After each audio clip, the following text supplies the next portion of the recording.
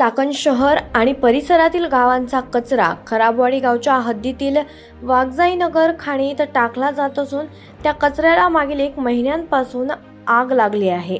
आग धुपत असल्यानं त्यातून निघणाऱ्या धुरामुळे स्थानिक नागरिकांच्या आरोग्यास मोठा धोका निर्माण झालाय. यावर तातडीनं उपाययोजना करण्यात याव्यात अशी मागणी स्थानिक नागरिकांकडून केली जाते. 6 महिन्यापूर्वी कचऱ्याचं या ठिकाणी जो वास येत होता आणि पाणी दूषित झालं होतं, त्या संदर्भामध्ये चाकण नगर परिषदेला वेळोवेळी पत्रव्यवहार करून सांगितलं होतं की इथला कचरा बंद करावा. परंतु नगर परिषदेने त्यावेळेस सुद्धा अशी टोलाटोली करीत पुढे विषय नेला. परंतु आम्ही त्यावेळेस सर्व ग्रामस्थ मंडळी असतील, बिरजवडी ग्रामस्थ असतील, WM असतील, कामगार वर्ग असेल, वाघजाईनगर ग्रामस्थ असतील, सर्वांनी मिळून या ठिकाणी की इथला कचरा बंद करावा म्हणून नगर परिषदेला सूचना केली होती, वजा विनंती केली होती. परंतु नगर परिषदेने त्यावेळेस देखील प्रशासनाबरोबर बैठक करून या ठिकाणी प्रांत साहेब आले होते, तहसीलदार साहेब आले होते, चाकण पोलीस स्टेशनचे सर्व कर्मचारी होते, चाकण नगर परिषद होती. सर्व समक्ष असं ठरलं होतं की 6 महिन्यात हा कचरा बंद करण्यात येईल, 6 महिने आम्हाला मुदत द्यावी. परंतु चाकण नगर परिषदेने आपला कोणताही शब्द पाळला नाही. तरी चाकण नगर परिषदेला विनंती करतो की आपण आपला शब्द पाळावा आणि या ठिकाणचा कचरा डेपो आपण बंद करून आमच्या सर्व ग्रामस्थांचं, बिरजवडी ग्रामस्थ असतील, वाघजाईनगर असेल, चाकणचा जित्रायमाळा असेल, दावडमाळा असेल, WMDC असेल, सर्वांचं आरोग्याला जो त्रास होतोय, हानिकारक त्रास होतोय, 1 महिना आला कचऱ्याचा धूर येतोय, ते पेटलेला आहे, तो थांबलेला नाही.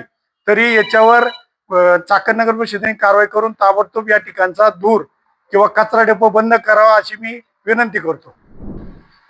खरं पाहिलं तर खराबवाडी गायरानामध्ये त्या ठिकाणी खाणीमध्ये आपल्या चाकण नगर परिषदचा, त्याचप्रमाणे खराबवाडी ग्रामपंचायत असेल किंवा वाकी ग्रामपंचायत असेल आणि नाणेकरवाडी ग्रामपंचायत, अशा 3-4 गावांचा आणि एक चाकण नगर परिषद मिळून असा त्या ठिकाणी कचरा टाकला जातो. आणि खरं पाहिलं तर चाकण नगर परिषद प्रशासन, मी स्वतः पाहिले की त्या ठिकाणी त्या कचऱ्याचं विलगीकरण करून त्या ठिकाणी जो कचरा समजा प्लॅस्टिक असेल ते प्लॅस्टिकचं विलगीकरण करून तो कुणाला त्या ठिकाणी कच्चा माल म्हणून त्या ठिकाणी पुरवला जातो, ज्यांना पाहिजे त्यांना पुरवला जातो. आणि काही राहिलेला कचरा असेल तो आम्ही त्या ठिकाणी त्या खाणीमध्ये डंप करतो.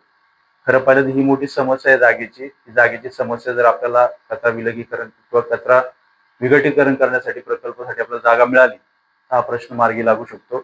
तसंच इथून मागच्या काळामध्येही महाराष्ट्र प्रदूषण नियंत्रण मंडळानं, त्याचप्रमाणे NGTनं या ठिकाणी चाकण नगर परिषदला आणि आजूबाजूच्या जे गावं जे कचऱ्याच्या समस्या ज्यांच्यापासून निर्माण होतात किंवा दुर्गंधी होती किंवा दूर अशा प्रकारचे येऊन लोकांना श्वसनाचे त्रास होतात, अशा विषयावरती तक्रारी आल्यानंतर जी दखल घेऊन त्या ठिकाणी त्यांना नोटीस दिलेल्या आहेत, कारवाईचे त्या ठिकाणी संकेतही दिलेले आहेत आणि पुढील काळामध्ये त्यांना कारणे दाखवा नोटीसही दिलेली आहे. त्याच्यातून आम्हाला समाधान नाही झालं तर पुढील कारवाई त्यांच्यावर होणार आहे.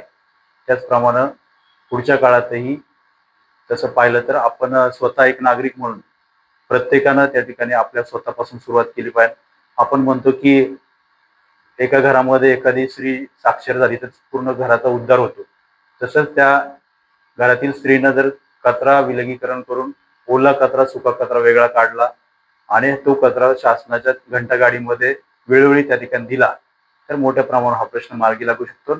चांगल्या प्रकारे एक त्या ठिकाणी कचऱ्याची समस्या मार्गी लागू शकते. या संदर्भात पुढे काही जागेची मागणी वगैरे काय आपण केलेली? नक्कीच आपण चाकण MIDC मध्ये त्या ठिकाणी मगाशी सांगितल्याप्रमाणे आपण चाकण नगर परिषद आणि आजूबाजूची जी गावं आहेत ज्यांना कचरा प्रकल्पासाठी जागेचा प्रश्न आहे, त्यासाठी आपण जागेची मागणी उद्योग मंत्री उदयजी सामंत साहेब आणि उपमुख्यमंत्री एकनाथजी शिंदे साहेबांनी यांच्याकडे केलेला आहे. मागील काळातही आपल्या जिल्ह्याचे पालकमंत्री स्वर्गीय अजितदादा पवार यांनी त्या ठिकाणी बैठका घेऊन जिल्हाधिकाऱ्यांना त्या ठिकाणी आदेशही दिले होते आणि त्या अनुषंगाने तशा प्रकारच्या हालचाली झालेल्या आपल्याला दिसतील असं मला वाटतं.